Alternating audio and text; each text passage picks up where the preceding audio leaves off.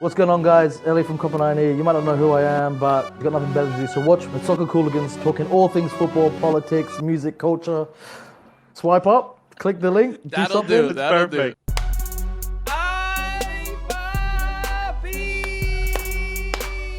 Yeah, you already know how we do. I just woke Nutmeg up. He is not happy that I just yelled.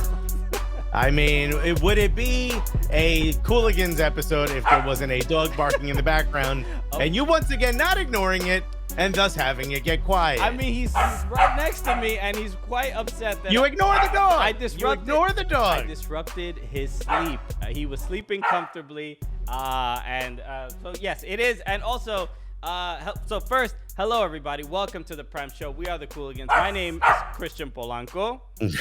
My name's Alexis Guerrero. We're excited to be here. Thank you for tuning in. Nutmeg is so first it's LPF Sports Agency. Thanks for following. Also, it's Nutmeg's birthday. It's pure mayhem coming from that Look, side. I bought him this. If you guys can't see this. It's a half a ball, half of a birthday cake with googly eyes on it. This is who Christian's become. He used to laugh at jokes. Now he holds up dogs' toys and giggles to himself. He's a fan. This is what Christian has become. Okay. Here you go, buddy. Christian got domesticated through this whole thing. We're excited about today's show. He used to want a Tesla. Now he wants a sitting lawnmower. That's what he wants. Okay, well, in my Birkenstocks, all right? He went full burbs. He wants to step outside and get the newspaper saying, "You believe this weather?" That's what he wants to say. Well, I have it tucked under my armpit. You know what I mean? Okay. So we're excited about today's show. Apologies for the puppy. I promise he was doing great before we went live. We are excited about today's show because we have incredible guests. Obviously, there's a lot to discuss. The Euros, Copa America, terrible things.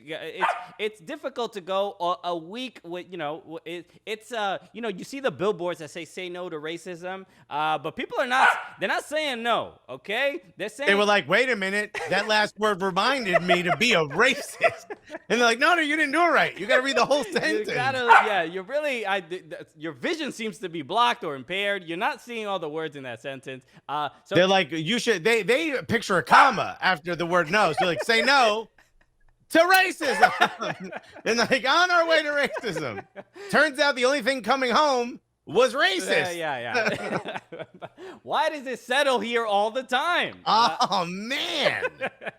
So so a lot to discuss, and obviously, so put whatever you would like to discuss in the chat relative to obviously the things that we're talking about, and obviously it was an insane weekend of Nathan 2003 says coming Rome question mark. Mm-hmm. I don't know if you saw that. The players were singing "It's Coming Rome" on the plane. Yes, I did see that. Beautiful. But let's bring in our guests so we can get this show. Bay Area Guna said racism came back like bronze hairline. Damn, bro. Yeah, except racism didn't need doctors. You know what I mean? It was there all along. Okay, so let's bring in our guests. Again, I mentioned earlier. How cool is this that we get to do this on this show? This is unreal. Look how far technology's come. This used to just be like the news that would be able to do this. Now it's two idiots on the internet can bring on like a whole group of people that are experts at what they do and really good at this. So you may remember we have three guests today. You remember our first Quincy Amarikwa. He was MLS vet, great dude. We had him when we did the live show at Audi Field. He was there being awesome, being inspirational. Also, we are joined by Justin Morrow of Toronto FC. He did our TV show not too long ago. We got to talk about a lot of things: the game, the Black Players for Change Alliance, and also this is also very, very exciting. Probably I'm more excited than the other two. This is the first time we get to have our dear friend on the show. Nicole. If I'm not mistaken, 2 years in a row we were in Chicago for her birthday. Yeah, right? Incredible how that worked out. Only COVID stopped this. How dare COVID? So let's please bring in our guest. Everyone say hello.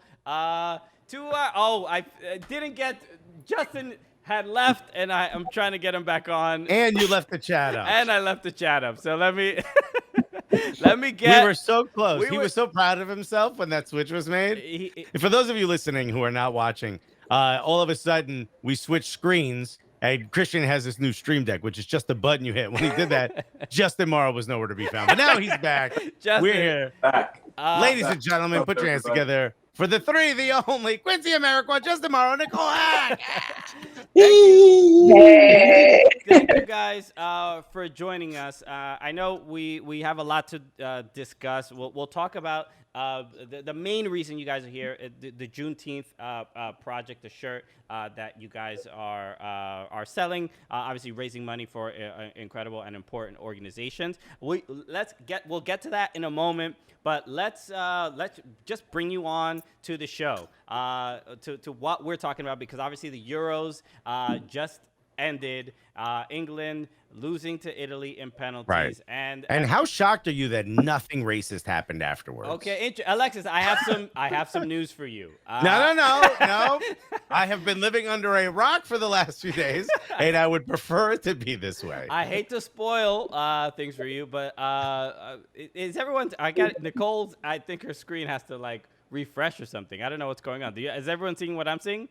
Yeah, it looks like she's in a pixel shower. Yeah, I don't know what to do right now. What is going it's probably on? That way. Let me. Can I refresh this? I'm not sure, but I feel like she's trapped in a matrix, and I want to help her. There it is. There we go. Oh, hey. There's a glitch. Sports card there. I said there's a glitch in the matrix. All right, so let's start with you, Justin. The Euros and this aftermath, this response. Also, did you watch the Euro final? No, I didn't watch it. I just found out afterwards. Did you watch it? Okay. Because the reason I ask is I've talked to a few people, and everyone said when they realized that Marcus Rashford and Jadon Sancho has missed and up was coming up Saka, everyone who I've spoken to was like, oh, God, this is going to be a thing. Did you have that feeling as well? Because that's got to suck to have that pull you out of this moment and have to worry about race being an issue. And obviously it became one afterwards. But were you in that same boat? Did you have that same thought? Alexis, it was a thing when he was subbing them on. I was so mad at Southgate. He subbed them on with 2 minutes left in the match. Right. I don't care how good you are at penalties. With the weight of the country on your shoulders in that moment, there's just no way. And I could look as Sancho and Rashford were standing on the sidelines to go in. They looked nervous because they knew what they were about to happen. You know, they knew that they were going in to take the penalty kicks.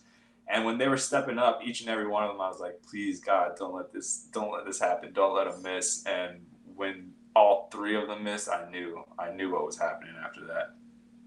It's so bad, too, because there is a history of England being bad at penalties to win things. And to put these three young men, I think let's start there. What are their ages are like, what, 21, 20, and 19, if I'm not mistaken? Yeah. I mean, granted, they're professionals, and I trust Saka with my life. There's just something about that guy. I'm an Arsenal fan. I just really believe he could do whatever. But to put them in that situation and then to have it be three black players in a row and have them be the ones that missed, everyone knew what was coming next. Quincy, I'm sure you were a part of this as well. You were watching. What do you think about what happened next? Because it was immediately everyone's worst nightmares came true because the English just found a way to step up to the plate at the wrong time here. Oh, man. I guess you guys know me a bit in terms of looking at it. If people didn't know, I've been a player of color in the U.S. soccer system my whole career. So you kind of to Justin's point, it would have been weird if you were Asian for the first few years, right? For the first couple, and then I saw it wasn't working out too good. So I was like, let me join, the black side, Yeah, Dolezal your way through the next year. Yeah, I think for me, it's unfortunate that I'm not surprised at all by it. And I think that's the issue and problem, right? So it's really saying like, okay, what's coming, so that means it's predictable. So in some sense, there's like experience there that you gain. When I look at the young individuals who got to take, who I think of it positively, who got to take the penalties, right? Though this was a high pressure moment and situation for 3 very young, inexperienced men, this experience is something that they'll get to see an overwhelming positive response as a result of the negative experience. Whereas I feel the experience for many players of color throughout, my old timer history, right, being a veteran in the game, is that positive response never followed up with the negative, right? So I feel like that's where I'm very optimistic as to where we're at in the process. Our ability to have this conversation so quickly afterwards, to speak to the hopeful positives we can see from it, people better understand the issue, the work that the organizations have been doing over just the last year to get to this point in time, to where, under your guys' word, 2 idiots can be on the podcast, bringing people on and their friends and stuff to talk about big issues, but still have a good time and enjoy themselves. Because I think, to your point, Christian, you mentioned you can't get that real world stuff out of this game of soccer and football, no matter how much those racists might not want that to be true. Yeah. Hey, you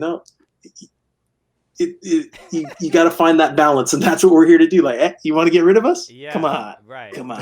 And like from Nicole, I want to ask you a question. Can you defend white people here? I'm kidding. No. That's why you're here, Nicole. No. As a former black player, Nicole, what are your thoughts?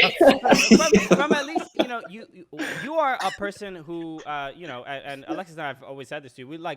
You are a person that we look up to, especially who has been in the game for a long time and really, especially in Chicago, kind of bringing people together, getting people connected to the Chicago Fire, creating this real community. And clearly that diversity and inclusion is an important thing to you. From that perspective, from where you almost have a little bit of a position of experience and authority, how is it that you handle kind of situations like this? Because this happens kind of everywhere. But what is the communication when you are talking to other supporters about how to kind of remove these issues from the game?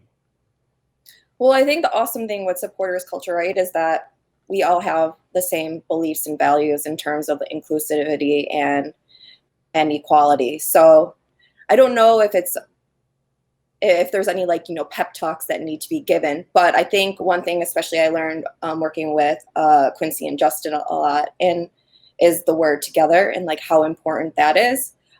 Knowing we all have a role to play, and it's not just on the black players or the black supporters or black media, that it's on all of us to work together. Together we're stronger. And I think that's just important to remember that. And in times and this is not a black player issue, but when MLS players were almost going on their lockout, right? We knew that if we came together, the Players Association, that supporters and players, we could support them and just have a louder voice together. And so just that word together has really been emphasized to me over the last couple of months working with guys. All right. Yeah, it is a I think, I was kind of joking about it before, but it is the last few, I would say the last year, 2 years, it has become a thing we the fact that it's every week. I mean, there's no other way to put it. It is literally every week, every day. There's always another issue. And I think it was Tyrone Mings that had a great tweet. He retweeted some official in England that was basically condemning the racism, but then the week prior was condemning the players for kneeling. Pretty Patel. Yeah. Yeah. So that is the frustrating thing where he's calling out the thing that they say doesn't really exist. You know what I mean? They know why they're what they're fighting for and what their challenge is. And then as soon as it's so incredibly blatant, then that's when people want to hop on and be like, hey, well, okay, I see what you mean. That's bad. But it's well, don't condemn us when we're trying to, shine a light on these actual issues. Or like the Miami Cubans who were against all the BLM protests, but all of a sudden Cubans are protesting and now it's okay. Now it's okay to loot because it's a thing you believe in. Yeah. And sorry, I hope my cousins hear that. I'm trying. I'll have my own Thanksgiving. I don't care. So, everybody getting flamed. Everybody getting flamed. So and that kind of goes into why you guys are here as well. Let's talk a little bit about the Juneteenth project that you guys are working on. It is to like help build awareness. And look, I don't have a ton of confidence that, in my lifetime, these things will end, but I hope that we can chip away at them to the point where they're like in the distance and we just don't even have to worry about it. And you guys are putting together something that's on that path. And I think this is wonderful. Why don't you guys give our fans an idea of what it is that you guys have done? Well, I can start. I mean, Christian, to your point, this isn't something that's, happened overnight. This has been going on for a long time now. Rashford was racially abused when he missed a big chance in the Europa final just recently. And it happened over here with Mark McKenzie at the Nations League final. So, like, this is something that's happening and something that really highlights the importance of what Black Players for Change and Independent Supporters Council came together to do, because it's really the first time that the players and the fans, supporters have connected like this before. And it was just really impactful to see it happen on this level. Juneteenth was our 1-year anniversary, in addition to it being such a big, important cultural holiday over here in North America, and especially in the United States. So for the supporters to step up the way they did and really continue our message, that's what it was all about, showing that we're together in this, like Nicole's talking about, working on it hand in hand. I mean, we put in a lot of hours for like 6 weeks leading up to it, going over all the details. In addition to the shirts, we did something in stadium too. We had a lot of tifos in stadium, so we had to coordinate all of that. And it was just a really wide-ranging project. But I think that's where you move the needle a little bit, when you're talking about having these fans react this way in social media or even in stadium. Maybe we gain some perspective and some understanding here through some initiatives like this. Okay. And speaking of just being a player, and there's a couple people who've mentioned this in the chat. Bay Area Guna said Saka will bounce back. He's a tough dude. For those of you who played, having a moment where everyone's watching and you do mess up, I mean, forget all of the racist tirade that comes after. Just that alone. What's that bounce back like for people that are watching that never play the game? What does it take to come back from a moment like that? Quincy, you want to go? I got a good one. Yeah, I could probably take that one. Let's talk to the guy whose brand is the MSL. Maybe we talk to that guy on that one. I just want to highlight one of Bay Area Guna just said, no joke, Quincy owes me $30 for making me spill my beers when he chipped Portland in San Jose. Okay, so finally people and I'll do it again too, bro. No problem. I'm glad I spilled your beer. That was a great shot, man. Honestly, yeah. Oh no, thank you guys. I appreciate it. I think that's a heavy question. That's a deep one you got there, right? But the way you bounce back is really the belief system you have in yourself. And I think that's really difficult to maintain and manage when you're putting yourself out there for criticism and scrutiny. And that's what you do every time you step on the soccer field, right? Because there's fans and people are there watching you, and you've got a coach there and a technical director and an ownership, and they all believe they understand what the game's supposed to look like and what you're supposed to do and what the right decision was and how, right? Everyone has all these expectations and decisions, but you're there, you're the one who's doing it, and you know your intentions and what you're doing it for. And the moments when you do make a mistake, and everybody does because we're all human, depending on how big of a platform you're trying to influence or to make an impact on, that's how far you'll fall when you do make those mistakes.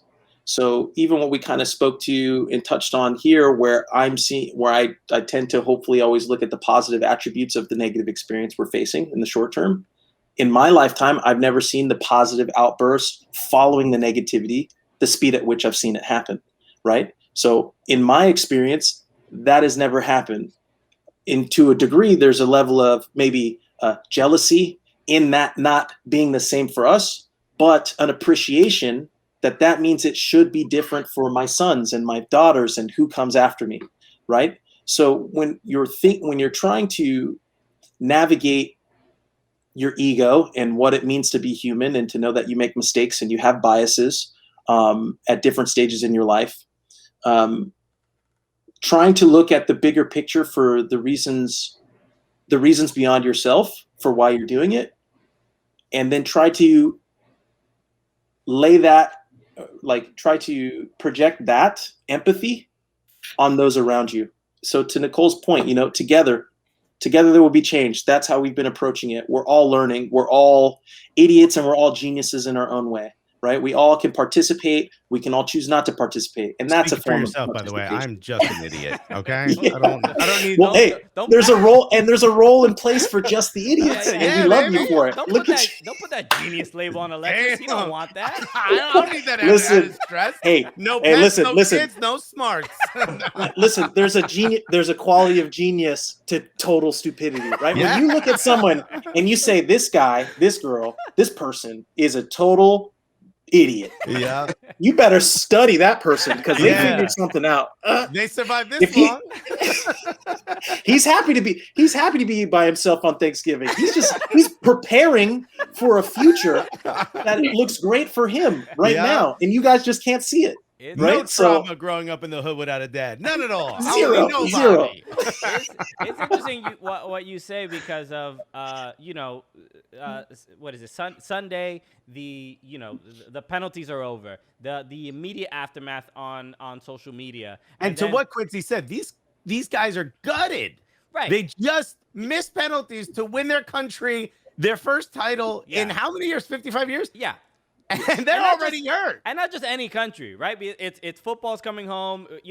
We have to deal with, we call it soccer, and we get attacked on the internet and by you know who, right? So it's like a part of me is like, good for you for not winning, right? Because of all the kind of things we have to deal with. But then They did it for us. Yeah. Thank you. but I like what you said about like how quickly the response was of there was the negativity, but the response of positivity has been pretty incredible. Marcus Rashford wrote that long message about the incredible amount of positive messages that he has received. And that's not the stuff that gets retweeted. That's not the stuff that gets screen capped. Right.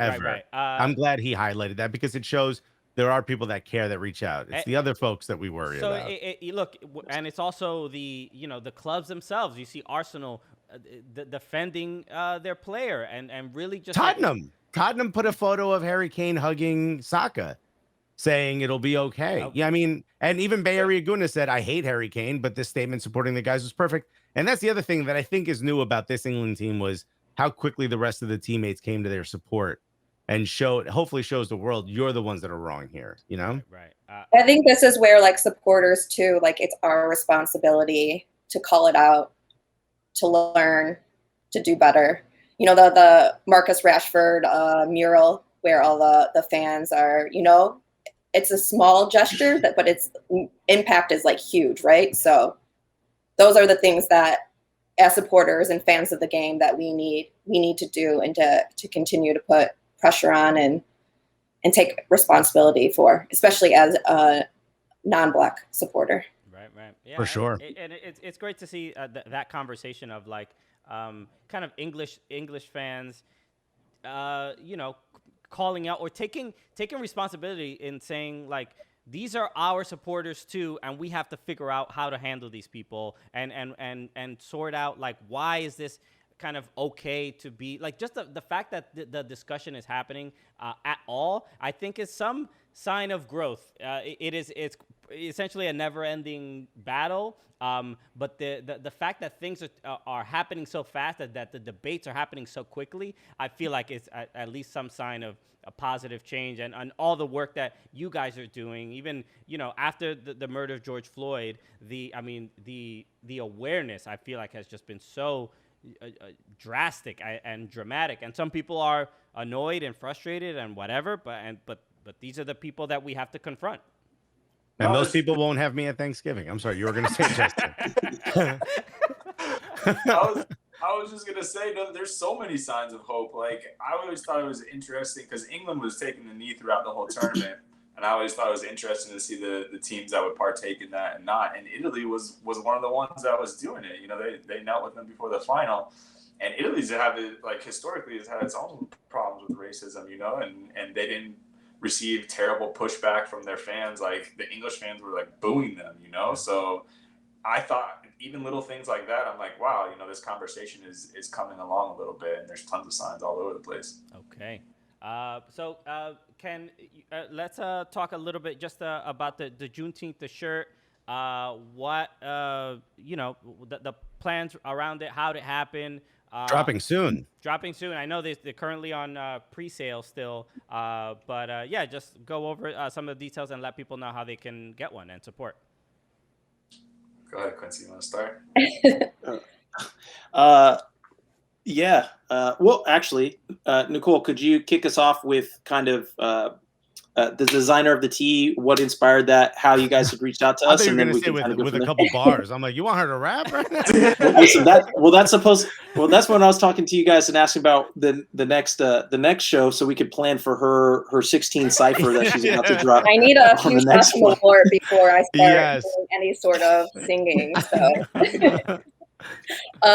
So yeah, I don't remember when we first reached out, but we reached out, wanted to do a collab. We had our annual conference, which was virtual in January, and we had a few. Justin was on, and Jaleel Anibaba, and some of the Black Player Association Matt guys Watson. from USL, Matt Watson. Yep. and the women from Black Players. Women Collective. Women Yeah. Collective.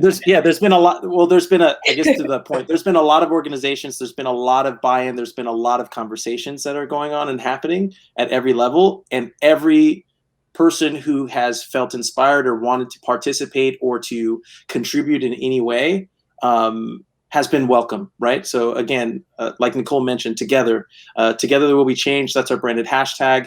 Anybody, racist or not, who wants to learn, who wants to participate, who wants to play a part, even if the part is to talk about how dumb we are and what we're doing doesn't make sense, that's feedback that we need to understand where they stand, why they stand there, and how to reapproach and figure out ways in which we can continue to progress forward, but not leave people behind just because of their ideology or the color of their skin. You know, there's a lot of opportunity here for us to continue to progress forward, but be inclusive of everybody. And this T-shirt has been the way that we've been able to bring that together and bring it to market, so people can understand what it stands for and represents. Right. So the graphic tee is Celebrate Freedom. We launched it on the year anniversary of our organization, the coming together of these organizations: BPC, BWPC, BPA, ISC, and every single supporters group who was involved in the project and participated and amplified in any way is represented on the back of the tee. All the proceeds from the campaign, there you go, bring it up on the screen right now, will go towards the organizations in a future day of service. And this is just the first of hopefully a long-term, I won't even say hopefully, based on the collaboration and the transparent nature that everybody participated on this, I see this as a very long-term project and initiative. But this is the first time in history that we're bringing it together. We're talking about it, and we have something that represents the efforts of everybody that have been contributing to this, both on and off the field, for a long time now. So if anyone is interested or wanting to support, starting with this T-shirt is one way to do so. We have future opportunities for some clubhouses. We're also thinking of ways to be engaging with the community, giveaways, raffles, stuff similar to like the Blackout collection we did earlier that I think some fans are starting to receive as well too. So I think our organizations have been doing a lot of work and have been running 1,000 miles ahead, and we're excited to really highlight the fruits of some of the labor that's been happening behind the scenes, like Justin had mentioned, over time.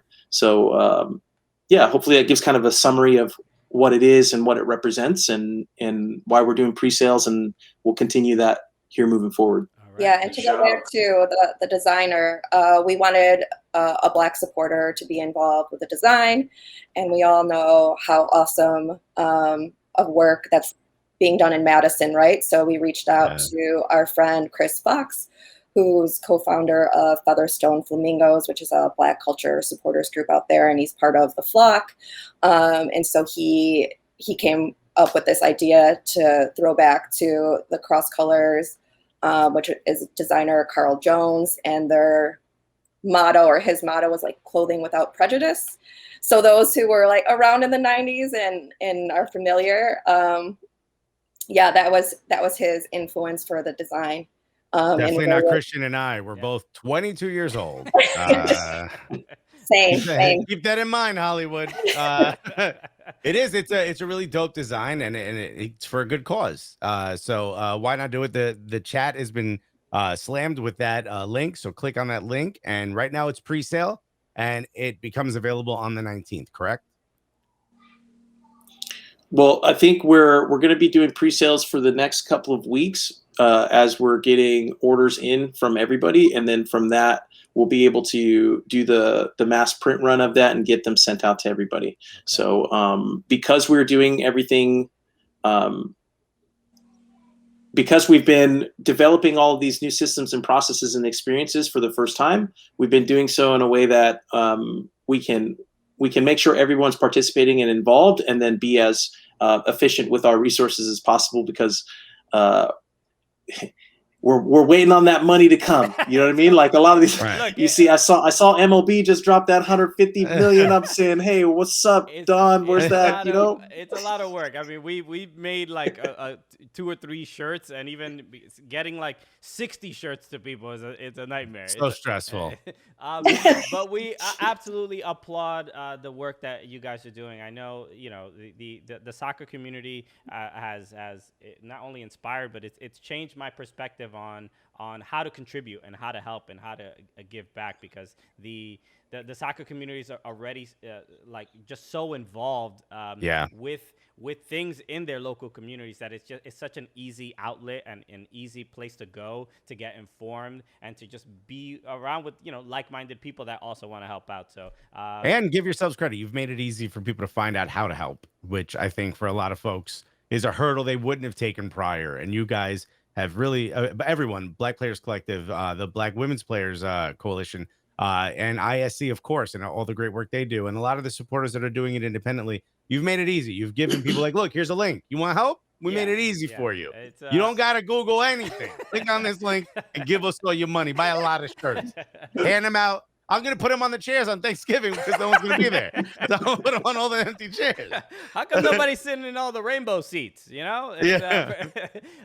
So look, you guys are the absolute best. Thank you so much for joining us. It's an honor. We're lucky to know you, call you friends, and keep doing amazing work. And and hopefully we'll see you guys at a game soon. Absolutely. Put some claps in the chat. Thank you, guys. Thank you. All right. Take care, guys. Thanks so much. All right. Thank you very much. How wonderful is that? How awesome was that? Thank you, Quincy Amarikwa, Justin Morrow, and Nicole Hack. Make sure you go to let me make sure I get the browser working. Hey, thanks for the cheer. Whoever gave us that cheer, run amok 923. Thank you so much. blackplayersforchange.org/Juneteenth. You see the link in the chat? Just click on that. Click on the link. Go check it out. Go support. I'm so happy they got to come on and chat with us, man. It's you know, we've been even when more important than everything we talked about is just the fact that we've got such cool friends that do such incredible things. I think that's the most important thing, right? Jean Leduc said, "Better see y'all in my shirt when it hits." LOL. I'm assuming that is Chris, who is the designer of the shirt. I mean, either that or this guy's really pushing his merch. Okay, this is I think it's #1 hype man for the Juneteenth shirt, Jean Leduc. Thank you so much. He's like, it's actually just a teddy bear with a huge dick. I drew it myself. We're like, no, we're not wearing that shirt. No, I don't care what cause it supports. We're not going.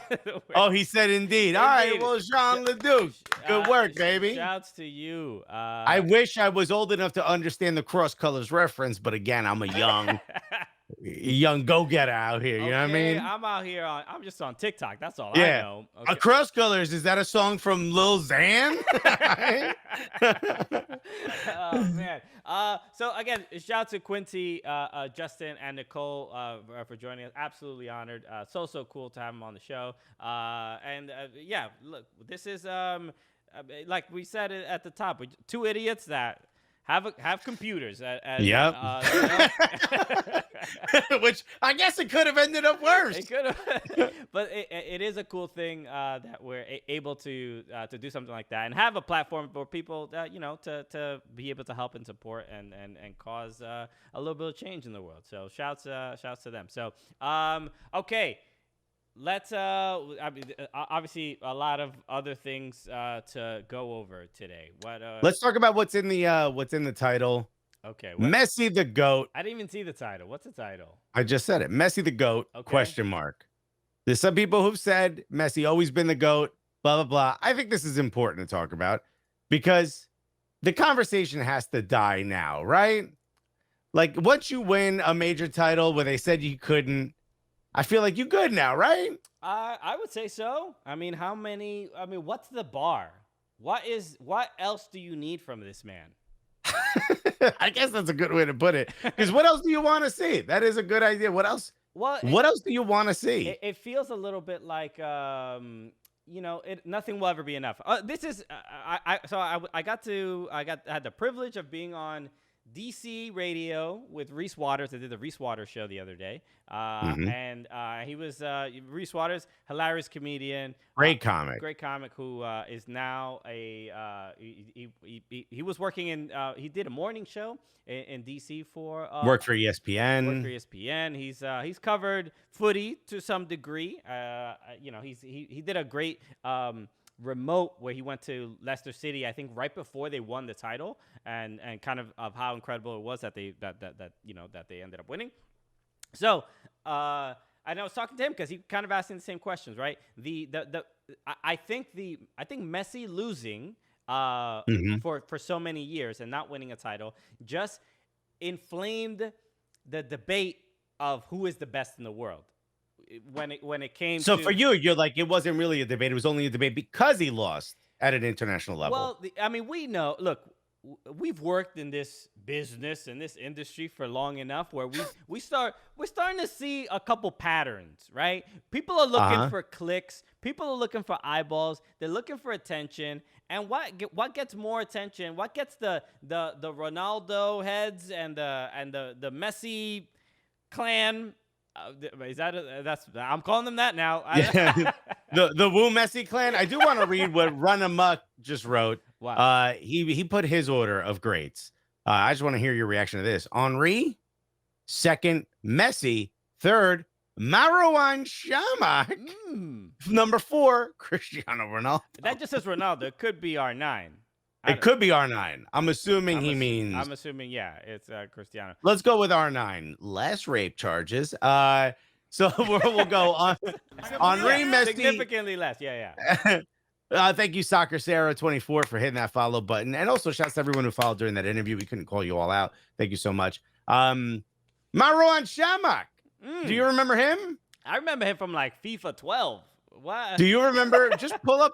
Go to the browser and pull him up because I just want you to remember what his hairline looked like. Okay, Marouane Chamakh. Okay, cool. Because and there's a segue here. He definitely had a barbergate issue. Do you look at my man's hair, dog? But what happened here, bro? At West Brom. Oh, he lost it. Ooh. He went from looking. This is what's gonna happen to you, not the hair. This is what's gonna happen to you. He went from looking 16 to looking 48 in like a drop of it, like over a summer. It was crazy. What's gonna happen to you? He's you're like a Disney movie. You look like a child, and then one day you're gonna be like viejito. Handsome dude, but a lot of a lot of product here. It's doing a lot of work. The product. You know? Yeah, he was big on product. Even Yeah. when he was losing the hair, he was Yeah. like, still. He was like, no, we're gonna. My budget stays the same We're for gonna hair hold on product. for as long as possible. Okay. How is this a serious and genuine suggestion in that list of best players? Of course not. Okay. He was horrific. That's like saying Nicholas Bettner. By the way, I'm hearing that your audio is still a little low. Someone just text me. Okay, I can raise it a little bit. There you go. There we go. Yeah. You are very loud in my ear, though. Okay. Just so you know. That should be all right. I'll raise myself on the stream, and I'm Stream Nilo said at some point you got to give up and clipper that shit off. I agree. I love that. That's such a great saying. Clipper that shit off. You know. What was that movie where she was it Demi Moore buzzed her hair? She shaved it like for real. G.I. Jane. Like G.I. Jane. Yeah. G.I. Jane. You Mhm. got to do that. You got to have it's G.I. crazy Shama. that I know that, given that I'm 22 years old. And Well, you love classic cinema. yes, and that's why I'm you very know that. fascinated by everybody that Ashton Kutcher dated. That's really I also am into classic cinema, which is why I knew that was a scene in a movie. You know, classic It was cinema, like Toy Story 2. You know, Oh, the ew. classic. Yeah, I remember my grandpa talking about that one. Anyway, look at Stefan. FCB said Damsgaard is 20, and his hairline kind of fucked too. So let's pull it up, Damsgaard. Let's see what we got going on. Come on, here. he was the hero of Denmark. Well, that stress got to his hairline. Mikkel Damsgaard. What's his hairline? Oh yeah, he got my man's is receding hard. I mean, it's a shame. It's not that bad. I mean, you can see it there, dude. A little bit more. It's not that good. He zoomed in on the photo, folks. I've changed my opinion. He hit the NCIS enhanced. You feel bad because he's not gonna have hair for very long. Nah, I could say this because I've had this hairline since I was a child. I got a 5 head. My guy got a 5.5 head, dude. But regardless, Stephen FCB said it looked worse live. Damn. Yeah, my man's like, I can't even watch this game. it's distracting me. Okay, this is okay. This is Almost there. 819 said, "Damn's guard fell off the razor." Hey, but all that testosterone is what's gonna make him a much stronger player in his career. Vinegar Stroke 7 just said more like Mikkel. Damn my hairline. Wow, this is right. We started this a couple weeks ago because we asked the question: Is Denmark roastable now? We understand it's a beautiful story and we're all happy. Everything turned out okay. But that doesn't last forever. You gotta at some point it's gonna be like when all right. your forward is Martin Breathright strip. You've got you're roastable. Yeah, exactly. So Run Amok 923 said not everybody is Giroud, and that's true. Because if it is, we would just all have wet underpants if everybody was Giroud. Alacron said hair transplant is a thing now. They still got a chance. That's right. He could come back with a damn good hairline. You know what I mean? It'd be weird if he fixes the hairline. It feels weird to fix your hairline at 20 years old. You know what I mean? It feels like Rooney did it. Not at 20. He did it at like 24. Was he that young? Yeah. Damn. You know what he said? He goes, "There's a cure for baldness now, so why wouldn't I do it?" Is it a cure? It's more. I don't think you're allowed to use the word cure. It's less a cure and more a spotlight on the baldness you currently have. You know what I mean? It is really attracting all the eyeballs right to the top of your head. Okay, so also he's losing the plugs now. I don't know if you saw that. Yeah, there was or it might be the hair around the plugs. They're all leaving, so it's looking like a no. Yeah, there was a photo going around of him. Look, I don't know. I mean, people age. Some people age a little faster than others. That's all. By the way, I want to read what's happening in the chat here. Sinkara said, "Did you know Braithwaite is a billionaire?" Brandon Zeno said, "Chill, Martin Braithwaite is the modern day R9. We got some hyperbole going on in the chat. Ward Martin said second richest player in Barca behind Messi. Stefan FCB said respect Goatwaith. And then almost there, 819 said, so you're saying Braithwaite got that hairline with all that cheddar? And then Bay Area Gouda said, how dare y'all roast Lord Bettner's land? So he's 20 minutes behind. There's a lot going on. We were here to talk about if Messi's the best, but clearly he's not. I don't even think he belongs in the top 10 when Braithwaite's on there. So I heard someone say this when we were doing the stream for the final. R&A Deck said, well, Europe is just a much better quality of football than Copa America. The Euros are better than Copa America. And I was like, all right, everybody slow down. Every country in the Euros would jump through any hoops, jump over any hurdle to get a Neymar in their squad, to get a Messi in their squad, to get possibly even a Luis Suarez, even though he's a little bit older. Thank you, Pope Fracas, for subscribing once again. Whatchamacallit?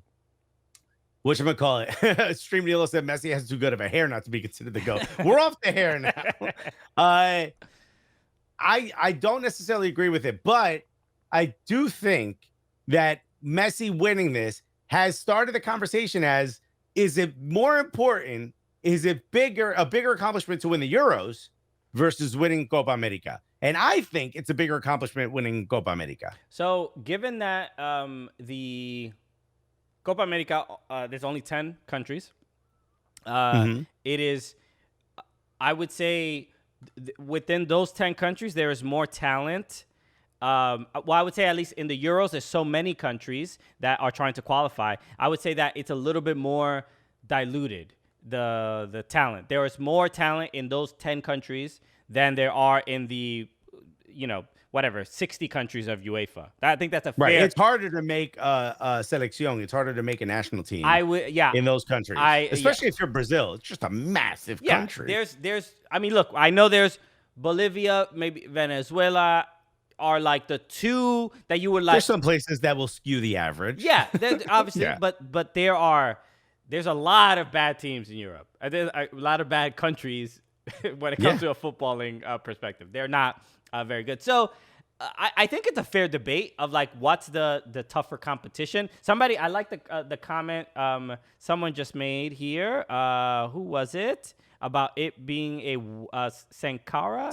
Sankara to 211 said Brazil versus Argentina final was not a football match. It was a war. And that's the best way to describe it. It was absolutely intense. I mean, you feel the emotion of Messi.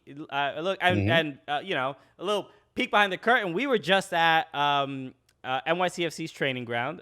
Stay tuned. There's going to be a video of us, just doing a couple of videos, maybe. A couple of videos of us showing off some of our moves with that. Just showing the boys, how to maybe pick it up, get to the next level. You know what I mean? They came there. They said boost morale and then also boost the footballing ability here as well. Okay? So that's why they brought in. We've been taking notes, right? Y'all been out here training. We've been watching. And here's what we think. And we were talking to some of the Argentinian players, and they were very. Luke Sergio said, "Please tell me Christian gets nutmeg." I almost did. I thought about it. I was like, I don't want to derail this video. But we were talking to the Argentinian players, and they were really talking about that Messi winning Copa America almost meant more to them than Argentina winning Copa America. You know what I mean? Like that. And there's also that, like, everybody wanted Messi. There's only one person who didn't want Messi to win, and his name is Cristiano Ronaldo. Everyone else kind of was it's time. Yeah. First of all, there's no cockiness about this guy. There's nothing about him that makes you want to hate him. He seems like a sweet guy. Yeah, I mean, you want him to win. He's at the end of his career. This probably was his last Copa America. And if he didn't win this one, they would have put another one in 2 years. They would have just made another one because, one, they want the money from him being a part of it. And two, they want him to win. This is a win for all of football, for all of soccer. This is a big moment. Yeah. Colubanco just said, crazy that Pelé and Maradona won World Cup, but never a Copa America. All right. Couldn't be my goat.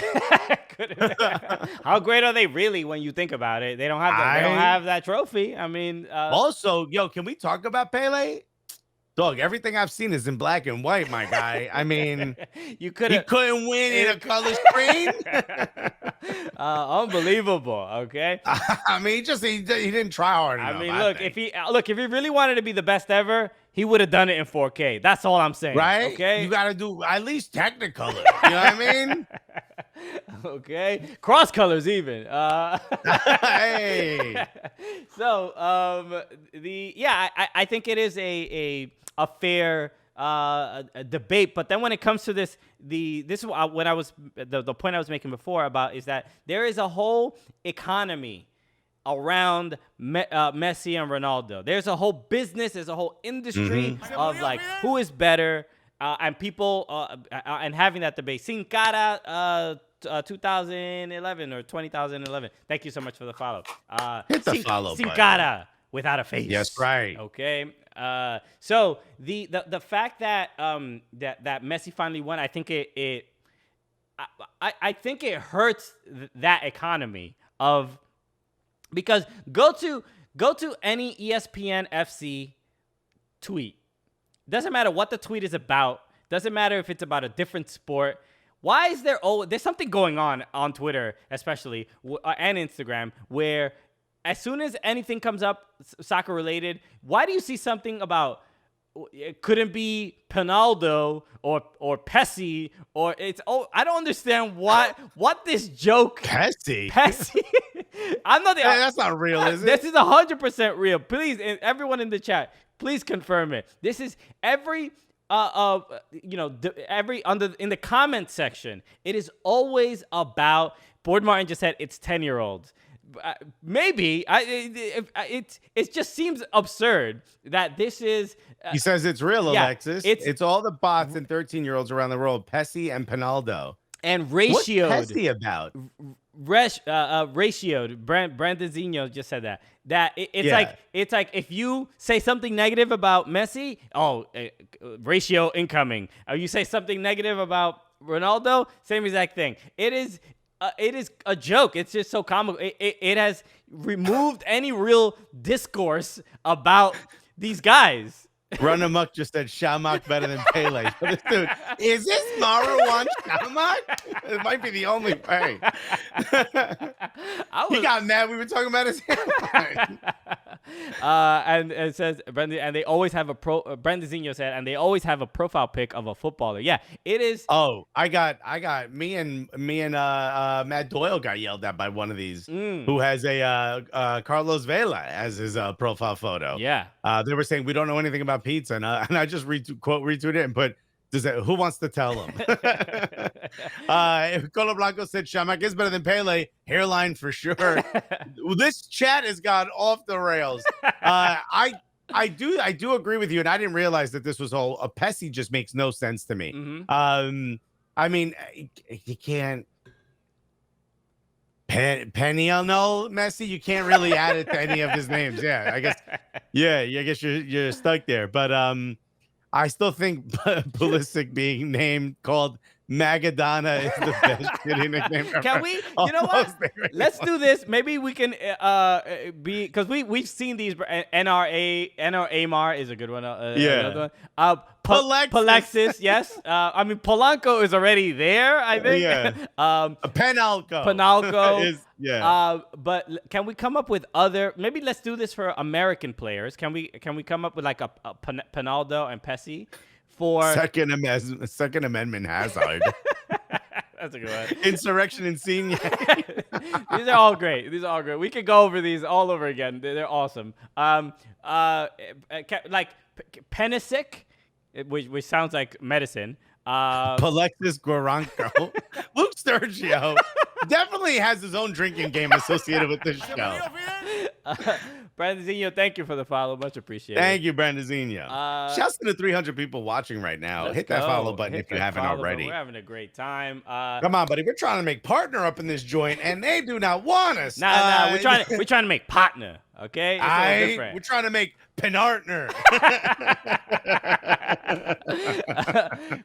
Ford Martin said Cristiano Penaldo. All right. There you go. Okay, we're trying. It is. What were we talking about? I have no. How did we get here? The discourse about it feels like when we were kids and like is Michael Jordan the best, or is it Larry Bird or Magic Johnson? Like it was. When were you a child? You weren't a kid. This is when Jordan was Larry big. Bird? Yeah, when we were kids. Anyway, Larry Bird retired when Pele started. But Larry Bird retired in the '90s, in the early '90s. Anyway, but at least these debates felt a little bit more reasonable and genuine. There doesn't seem to be any like of why you favor one player or the other. It doesn't really feel authentic anymore. It's just like it's all the trolls and bots or whatever. I think it's just because of that dumb kind of economy of like the fact that we can create these. There's too much riding on this argument continuing to let it die. And by the way, Chewy Sauce said, damn, Christian hella old. Christian's first game was to watch Pistol Pete. Okay, I remember when they drew the NBA logo. It was pretty cool. Yeah. I was like, I like it used to have Christian as a child in the background, and they had to take him out. Oh my goodness. Oh man, Christian watched Pele on a black and white TV in the back, a TV back in kindergarten. Brandozinho said, "You're older than Buffon." Talk about Larry Bird, bro. Brother Buck, I like this one. He said, "Can we talk about Pelisic's hairline?" Pelisic, I like that one. There we go. His hairline's fine. His hairline seems fine to me. Remember when I streamed on my own for the first time? I had Christian Pulisic's GQ shoot as the background, as someone came in and said, hairline bussin', and then bounced out. So like this hairline and then say goodbye. Sports Card Direct, thank you for the sub. So very much appreciated. 4 months, currently on a 4-month streak. Thank you so much, Sports Card Direct. Don't forget, if you have Amazon Prime, you can subscribe for free. So hit that subscribe button. Yeah. If not, just hit the follow button. That's also free, my guy. And that's regardless of whether you got Amazon Prime or not. That's if you got an Alexa, a Siri, a Google Home, whatever. If you're afraid of those things, it don't matter. Hit that follow button. Okay. And only we get to follow you around the house. You know what I mean? Run amok, subscribe with Prime. Hey, thank you for listening. Sports Card Direct, the Kelly Francis thing? No, that's Sports Card Investor, who just hit 100,000 YouTube subscribers. Right. That's a different one. Okay, cool. So apologies for just, thought it was the same one. Okay. Di Maria showed up in that final. What a player. By the way, RNA Deck tried to say that wasn't that good of a goal, that the ball had already bounced, so it's easy to hit a dink, if you will, like a little lob over the keeper. It's like, it's a final. Yeah. Well, look, let's should we go into any detail about the Euros and about the game itself? Is there anything you want to weigh in on? Covered it a million times. We got it. Yeah. I mean, look, here's what I will say is that I was called an idiot for many years. No, I've been called an idiot for months. You weren't called an idiot on this stream. I don't know. Yeah. I called myself an idiot. I was called an idiot for weeks because I kept saying Southgate he's overcoaching. It's too pragmatic. You're defending too much, going to 5 at the back. And I think in the end, it got him to the final. So I can't sit here and tell you this is no longer the right way to do it, or this is the wrong way to do it. He's going to do whatever he wants, and he's kind of earned the right to do that. But I still, my flag is in the ground. I'm digging my trench. I'm saying thank you so much, Jamila, for gifting a sub to Sin Cara. I'm still saying you have too much offensive talent to essentially put out a 7-2-1 formation, which is what he did. Mm-hmm. I don't care. You have way too much talent at your disposal to walk into the World Cup thinking this is the smart way to go. Yeah. Thank you, Run Amok, for the cheer. You guys are the best. Yeah, look, it is, we talked a little bit about just like those late substitutions. And look, I think this was what Southgate thought would not lose the game, as opposed to, I think that first. Don't you think he overcomplicated it but with this? And also, I don't know if you saw this. I watched a great Tifo football video where they explain Southgate's tactics. Mhm. And I watched this because I'm like, I want to learn more about what he's trying to do.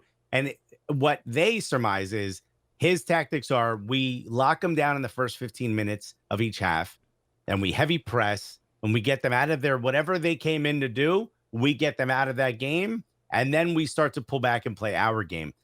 Listening to that, don't you think that's kind of overcomplicating it? Shouts to Freddie for gifting 2 subs. Thank you. There was a question. Yes, said, the overcomplicated. It's just 2 of us. I wouldn't even use the word overcomplicate. I think it was just cautious. I think his mentality was fine. Don't you think it was too cautious? Yeah, 100%. And I like somebody just mentioned what was the Stream Nilo, Southgate parking the bus during the second half was predictable and frustrating. Could have slammed the door with 2-0, but played for 1-0. I think the early goal, I think, really messed England up. You saw the level of possession that they had, especially in the second half. They barely had the ball. They played to not lose. And you just can't hold on for that long. Italy is too good. You're going to make somebody's going to switch off. Somebody's going to make a mistake, and that was the real issue. It was great that Luke Shaw scored, but man, as soon as it happened, I had that feeling of like, man. Oh, that they scored too early. Thing? Yeah, I just felt really. I felt because I think that's so dumb. There's not that many. Not you. If they would have, but involve you as well. If they would have scored, there's not that many goals scored. So who cares when you score? But if there was a goals or early goal scored, and they would have had a lineup with let's say that was just, if Sancho was already in the game, or if Grealish had already started the game, and they score that goal, I think they win that game, because I think 100%. To your point, then what everyone is saying is. They should have shifted to a more offensive or a more attack-minded formation or squad when they had the chance, and they waited too long to do that. Grealish should have been in way earlier. Bay Reguna just said, give Italy credit, they came back tough. They did. Yeah, but Italy. What else are you gonna do? Yeah, Italy. They had to send more people forward. They had to take more risks. And so I don't want to give. And they still scored on a squibby ball. You know what I mean? It wasn't on a ball ping-ponging around. And yes, Italy did. They scored the equalizer. They had more possession, but they were allowed to have more possession to some degree. Like Southgate kind of wanted that intentionally, which I think was the wrong move. Right.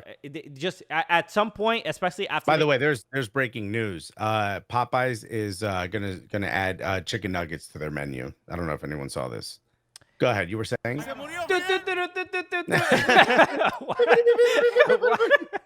This is wildly important. Madison Popeyes is getting chicken nuggets. Madison 2324. Thank you for the follow. Thank you, El Cinco. Okay. El 5. Anyway. By the way, the quote is Popeyes promises chicken nuggets. Quote, unlike anything you may have experienced before. We're putting acid in the chicken nuggets, folks. Okay. You're going to get nuggets with mistolin. All right. Enjoy. Yeah. Let's just say that our chicken nuggets are fabuloso. Nobody saw it coming. Okay? You guys are going to be huffing dollar store with cleaning products. What? Crimson Pizza put sounds the chicken klaxon. Why we got to get rid of all the COVID patients at the ICU because people are eating Popeyes nuggets, all right? It's got the vaccine in it, folks. We tricked you. Oh my goodness. Who was Shelly Ray said, who was the player grabbing at Saka's jersey? That was Chiellini. Who horse-collared Saka. Look. No one can tell me that wasn't a red card. Also, Who was the player that essentially? I can tell you it wasn't a red card. I like this. He was. It wasn't an obvious goal scoring opportunity. It was a terrible that to me. Foul. Away Days 84. Thank you so much for the sub. Appreciate it. Thank you, Away Days. Shelly Ray said that was a red. I don't agree. I don't think that was a red card. I think Shelly Ray is correct. Shelly Ray. Boardmeyer said professional foul. Alacron said not a red. Very good said an Alexis meal, 36 pieces for yourself, to your soul separately. That's my Thanksgiving. Yeah, it was not even close. It was Grealish who got stomped on. The guy looked like he was surfing. That one was rough, but I could see how that wouldn't be a red just because there definitely was not any intent at all. But whatever. So Peter Garcia just said, "Yo, what I miss? I mean, there's a lot. You're gonna have to rewatch this one." I wish there was a rewind button on Twitch. We've solved hairlines. We roasted Denmark, which no one thought we would do. We found out that Braithwaite is a bazillionaire. Mm-hmm. Did you know that he owns like real estate firms and shit? He owns like I think real estate in like Philadelphia or something like that. He's like building affordable housing and things like that. Or I think he's building like half office, half affordable housing. Like, Boardmine said, "Did you see Chiellini shouting Quiricocho? Remember the Quiricocho? Did he? Yeah, somebody had. No, wait, he yelled mentiroso. That was a. This is. This are you talking about penalties? Spain? No, the penalties in against England. Yeah, there was. He was yelling something. But we were talking about this a couple months ago. I forgot the context. So who was the player? Why we were talking about this? But what was the story again? The Quiricocho is like. This was in Colombia. Okay. Wasn't it the national teams? They said that the goalkeeper yelled "Quiricocho."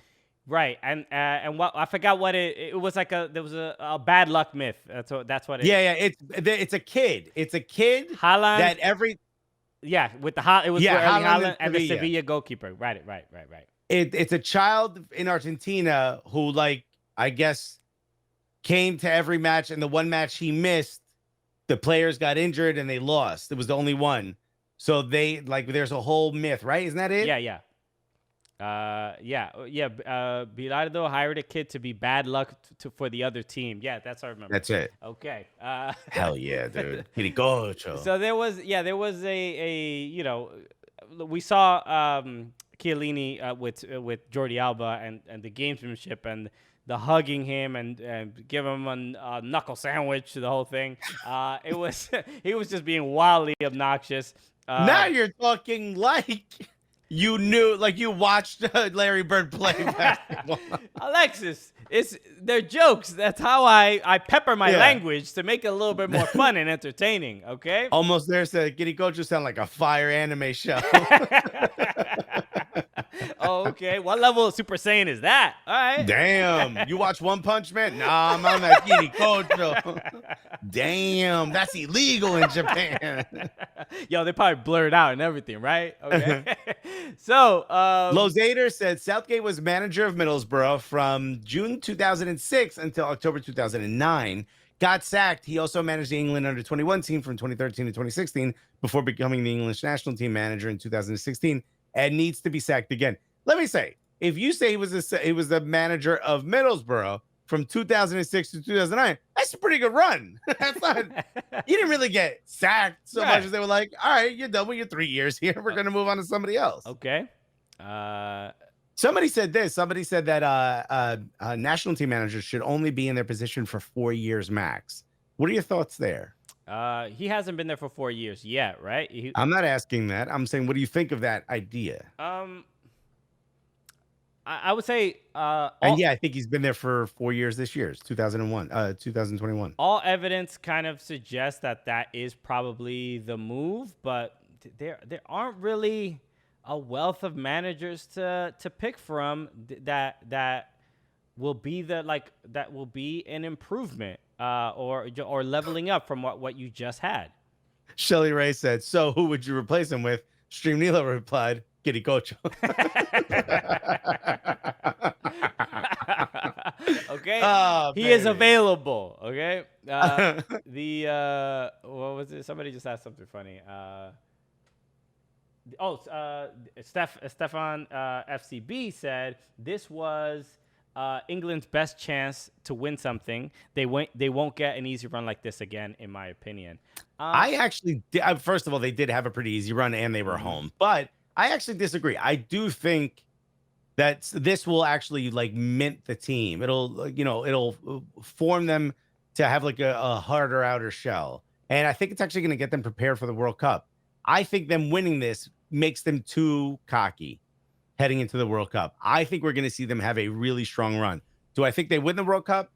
Anything could happen. They have the talent for it, but nah, I don't think this is going to harm them as much as you think. I think this is going to make them stronger. You know what I mean? Yeah, and I think, look, with all the messages I've seen from Bukayo Saka, from Rashford, from Sancho, I love Bukayo Saka England, so much. Even like just all the Premier League clubs, and just kind of this feels like the first time, and it took, in just an unbelievable amount of negativity and racism from England fans to kind of maybe get them together. Maybe they have this common enemy that they can finally unite and feel like they have a common purpose, that maybe this will heal the nation. Maybe the team doing better will heal the nation to some degree. You remember Didier Drogba, where the story is that he ended a civil war just by Him and his teammates. Was it making it to the World Cup, right? No, by saying they wouldn't play. The national team said they wouldn't play when they had a really good opportunity to win. Yeah, they were gonna go on strike, and so it's like it is a possibility. Like football means so much, and can be is very much a fabric of countries, and maybe this is the thing England needed, because maybe the ironic singing of "It's Coming Home" and the self-deprecation and the sarcasm, I gotta say, it's ran its course. They think it's sarcastic. No one thinks it's sarcastic. I know. Meaning not English people. Non-English people are.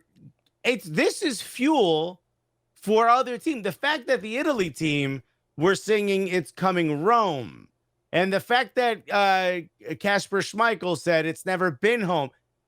You don't understand. Like, you think it's all a bit, but people are using it to inspire them to play better against you. Yeah. Stop singing the song. I like this from Sinkara. Says, Saka is only 2 months older than me and taking pens in Euro finals. I still get nervous for class presentations. Damn. I'm sweating at my PowerPoint presentation. I don't know if my diorama's good enough, Meanwhile, Saka's like, it's all good, babe. It would be bad if you did a class presentation and then you get to your phone and it's like all these racist abuse and like, whoa, what did I do? I'm just trying to get an A. First of all, I know who you are. You're in my class. You're the only ones who saw this. Shelly Ray said the song came about by England losing so much. We know the backstory, but no one is. It's becoming bulletin board material. Right. It's being used against you. You guys got to stop. Look, Skeeter Yeet said, I took a BuzzFeed "How big is your IQ" quiz, and there was a question: what's always coming but never arrives? The correct answer was tomorrow, but I answered football. I don't know how this is the wrong answer, man. Tell me how I got it wrong. Skeeter Yeet, you got scammed. Damn you, BuzzFeed. Okay. So that's all right. That's over. You want Euros? I want to go. Hell of a segue. Okay. That one's over. Copa America. Obviously, I just want to talk a little bit about the 1-0 victory of Argentina. The only thing I want to kind of mention, obviously, some people were, maybe dismissing or downplaying Angel Di Maria's importance to the team or whatever. But I kind of want to talk a little bit about how bad of I think Messi had probably the worst game of the tournament, in my opinion. I mean, I wanna say it was bad, but don't forget, like, this is what's his name? Lionel Scaloni has like a different. They almost kind of not avoid Messi, but they're good around Messi. Like, that's kind of their goal. But this was a tough It's a tough match to compare anybody to. This was I mean, boxing gloves were the only thing missing from this match. Scaloni, Boardmine just says Scaloni said he was injured for 2 games. Remember in the prior game against Colombia, he got the studs to the ankle, and he had the bloody Kurt Schilling sock or whatever. And his sock bled again, right? Somebody else's sock bled. There was a lot of bleeding socks. A lot of bleeding socks, and when it comes to South America. Kiriji says Messi carried his weight every other game other than the final, best player in the Copa nonetheless. Sure, I agree. I think there was I'm glad. Look, the pressure didn't get to him completely, but he had that 1v1 against Ederson and a lot of time. And really bottled it. I mean, I was a little bit nervous that missed opportunity was going to come back to bite him in the ass if Brazil would have ended up tying the game. It was those last few minutes. Everybody felt that the pressure. I was watching the game. I went to Smithfield Hall. Grant Wall. I was hanging out with Grant Wall and Grant. I knew Grant Wall loved Argentina. That was his kind of second home. He had spent a lot of time there, but. I'm like, yo, Grant, why are you celebrating more than the Argentinians at the table next to us? What is it? He's on the table with a piece of skirt steak and a mate, and he's like, you hear me? You pieces of shit, we won. My people, it was cool. It was great to see him. He was very, very happy. But the Argentinians there, those last 5 minutes, extra time or stoppage time was. It almost felt like I think the ref blew the whistle 2 minutes early, because they were just call it quick. They were they're like, look, yeah, the guy, he's gonna get the trophy. Let's just end this story right now because we don't want Brazil to ruin it. And I do want to Ricardo Blanco, who is Colombiano, said, my dad has a conspiracy theory. He thinks Messi used red dye on his sock to get a Colombian sent off. I let him believe it. One way to think about it, I guess, all in good fun. Not necessarily all in good fun. Yeah. What, WWE? He's spraying red dye. Let's talk a little bit about the game against Colombia, especially the penalties, right? Because I think this happened after this was after we taped Prem Show. Let's talk about something that happened 3 weeks ago. Go ahead. Not 3 weeks ago. It was last week. But the Emi Martinez humping, the hump. Yeah, people were saying that would have been a red card if it was in the Premier League for taunting. Yeah, they very much allowed it. But then also, Emi did the hump, the air hump. And then Borja from Colombia, after he scored, he did some finger guns, MC Hammer sidestepping finger guns thing. Yeah, to kind of in front of Emi Martinez. But I like what Stefan FCB said. Bailar ahora. If you don't know, there's every South American match. There's 4 or 5 cameras on Messi at all times, just watching him. So during him on the sideline, probably the most emoting I'd ever seen of Messi. Even when he held up the jersey, that was more of a statement. This is the most I've ever seen him passionately, express his feelings. He was yelling, "Dance now, dance now!" to Colombia. Yeah. When Yeti Mina missed the penalty. Yeah. Which, if you didn't hear, Emi Martinez, as he's walking past Yeri Mina, he's saying, "Don't, I'm gonna eat this up. Yeah, don't do it." He goes, "Te conozco," which is it's hard to explain exactly what that means, but it's almost saying I know you. I know everything about you. Yeah. I know what you're gonna do. I recognize you. It's not hard to explain because that's literally what it means. But okay. Yeah, but it's I think there's a deeper meaning. Te conozco means it's I'm in your brain, basically. Right. Trust me, I already know what you're gonna do. He got in my head watching that tape. I'd be like, damn. There are specific rules to you definitely can't air hump, right? We know that. I mean, he did it. Stupid rule. You can't do it. Stupid rule. But you're also not allowed to talk to the penalty taker. I mean, I don't know how much it's really enforced, but you're not supposed to. And Emi also a dumb rule for one reason. All the pressure's on the goalkeeper. Okay, why would you say, don't say that? That's not true. Not It's all. true. Bro. Not all, but the majority of the pressure. It's the goalkeeper's opportunity. Like the goalkeeper's the one who can save it. The striker either misses the frame or it's the goalkeeper saved it. Those are the two ways that they miss it. It's the odds are stacked against the goalkeeper on a penalty. Yeah. There's a higher percentage of penalties that are made than are missed. Yeah. Well, we've had this conversation, but the fact that you Chewy Sauce says you reach it, Alexis. I don't think I am. You should be allowed to say whatever you want as long as it's not racist. You know what I mean? No. I mean, I think there's a look. I would probably say if we were writing down the rules, I would probably say you shouldn't say anything. But why? I'm interested as to why that is. From entertainment perspective, I think it's great. Forget the entertainment. You don't think these players like, yo, I was with your girl last night. You don't think they do all those things to get in their heads? But penalties, really, this is how the game is being decided. It's like you also can't like during free throws in the NBA, you can't like yell when the player's taking a free throw. You can't try to distract them. Like, yeah, but you can talk trash before he goes but up. There's no fans in the stadium. Everything is mic'd up. Everybody's hearing it very, very clearly. It's like saying that the Suns couldn't chant, 10, 5, 2, 3, 4 at Giannis. Wait, it doesn't matter. Why would they count? Yeah, because he takes so long to take a free throw. Okay. So yeah, I think this is so dumb. I also come from right there. Fan XY, just sportsmanship. Yeah, Bay Area Guna said all your mama jokes illegal. I like Bay Area Guna a lot. Okay, it gotta be clever. All right. Crimson Pizza said, I propose you can only communicate in limericks. Well, here's Emmy Martinez doing a river dance. No, look, I'm from an entertainment perspective, I think it's great, but from a sportsmanship and sporting thing, it can go too far. What Emmy Martinez did went too far. That's it. Like I'm not mad at the guy. Okay, explain to me what went too far. The constant talking up until the penalty is being taken. I really don't see any way that's bad.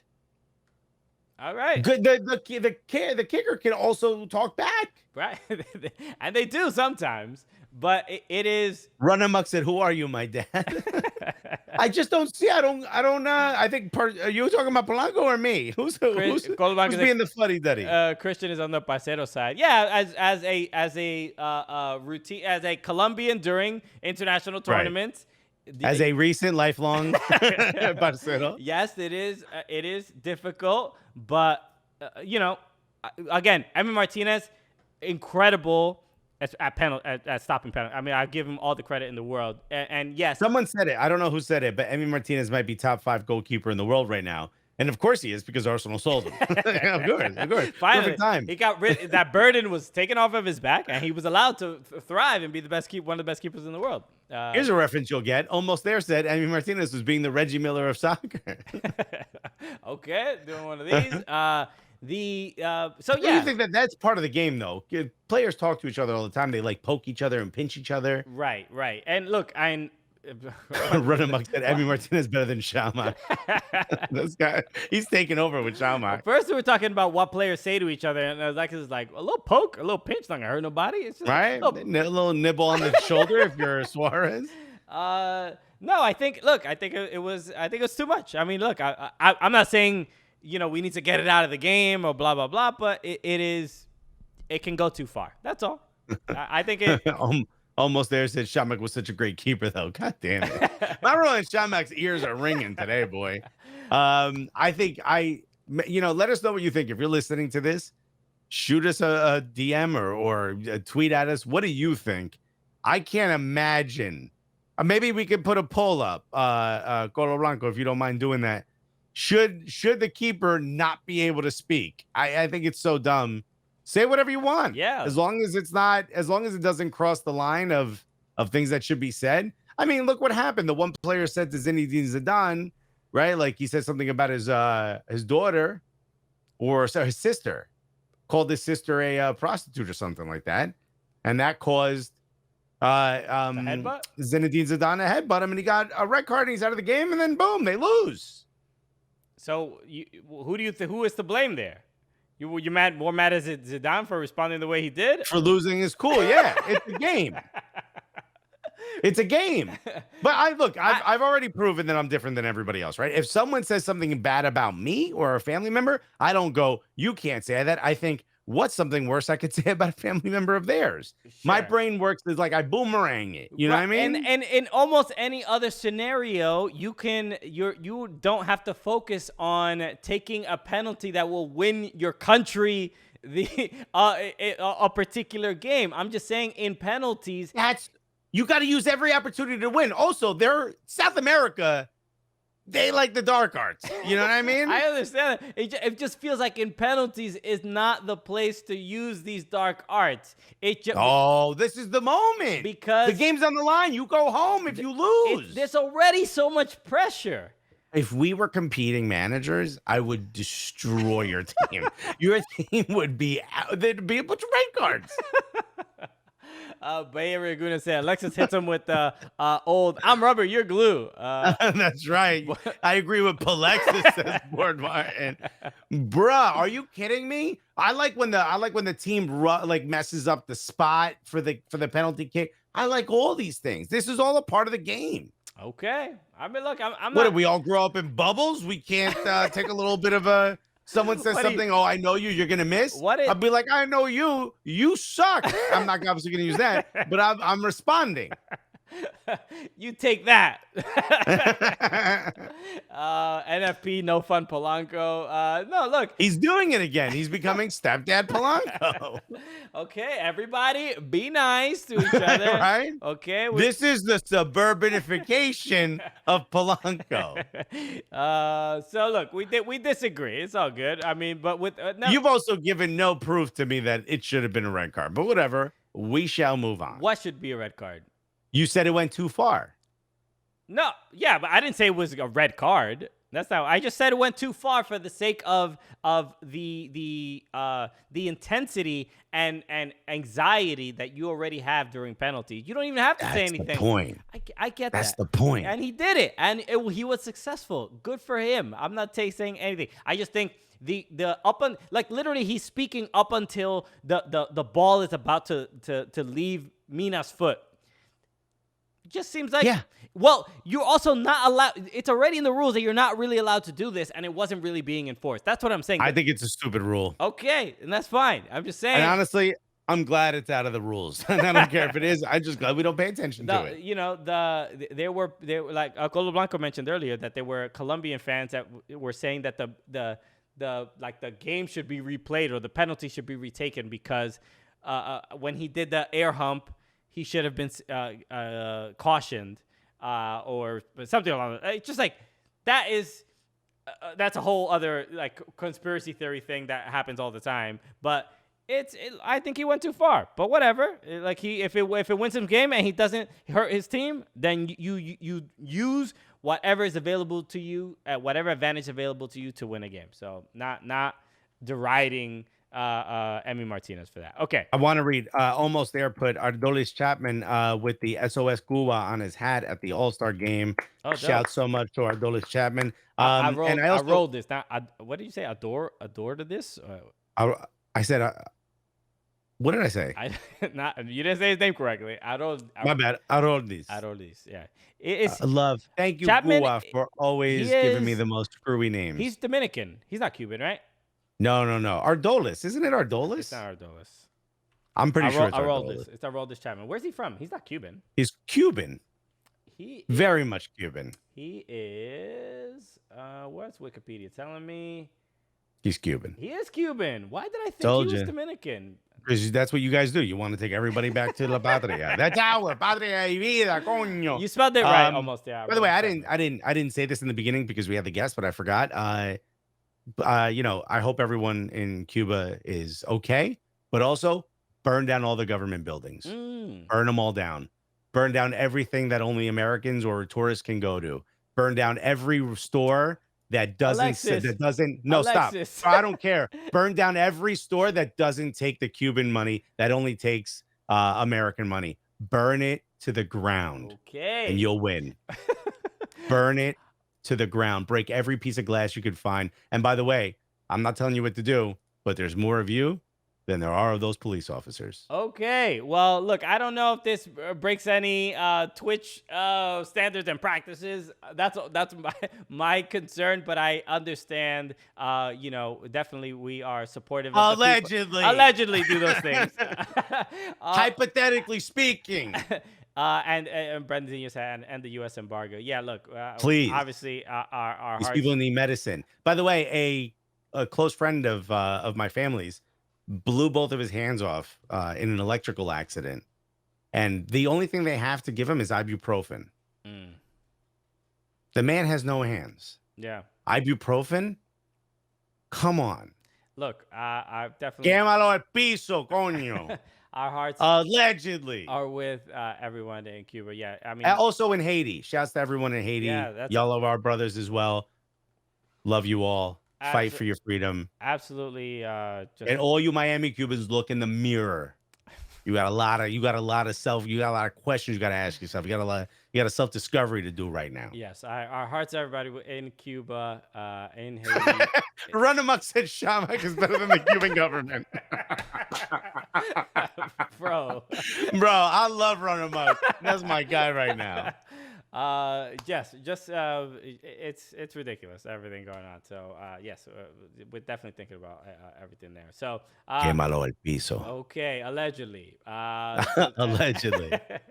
Everybody, thank you again for tuning in to another Prem show. This is thank you again to our guests, Quincy Amarikwa, Justin Morrow, and Nicole Hack. Make sure to go to blackplayersforchange.org/Juneteenth if you'd like to pick up the shirt and help support incredible organizations doing incredible work. Absolutely incredible. What was the URL again? Give it out one more time. blackplayersforchange.org/Juneteenth. It's an absolute important thing that we support these groups that are out here doing these wonderful things. Exactly. Before we go, I do want to answer Sin Cara, because I've seen Sin Cara put this up a couple of times. Who will win Ballon d'Or? And I don't think we've talked about this because the last one was canceled. Yeah. When it was Lewandowski's probably best chance to win. Yeah. Do you have any Alexa's about to be banned in Hialeah. Nero Nation put that. I'm not getting a good cafecito for a while, but what are your thoughts? I still think it's Lewandowski. I think he should get it. Stefan FCB said Messi easy, especially after winning. I gotta say, Messi I think gotta win. Yeah, I think he has a very strong case after winning Copa America. Let me ask you this: Messi wins Copa America, Portugal wins Euros. Who do you think gets the Ballon d'Or? We mean Portugal wins Euros. If Portugal won the Euros, who do you think Ronaldo would win the Ballon d'Or? Ronaldo had a terrible season at Juve. All right. He would never. It's not even in consideration. It wasn't a terrible season. It wasn't a great season. But you know, people were saying, "Oh, Copa America doesn't mean anywhere near as much as the Euros."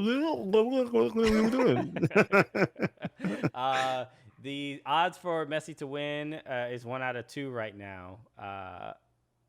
I don't know what that means. I guess it's 11. I think they like 50-50, I think is what he's trying to say. I think yeah, almost there said Lewandowski got screwed last year. He deserves it twice. I think honestly it's going to be a makeup a little bit. But after breaking the record in Bundesliga, I think he deserves it.